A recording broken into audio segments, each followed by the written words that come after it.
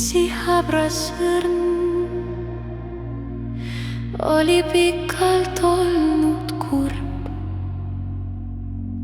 Pisareid ei näinud keegi, lahustusid vees ju needki.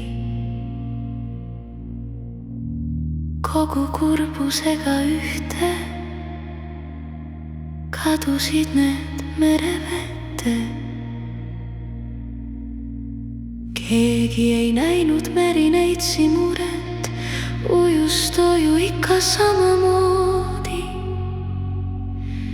Veetlevalt ja graatsiliselt alati ta oli olnud omamoodi. Merineitsi habras õrn soovis maismaal leida õnne, seda võimalust tal aga polnud, tuli jääda sügavale merepõue.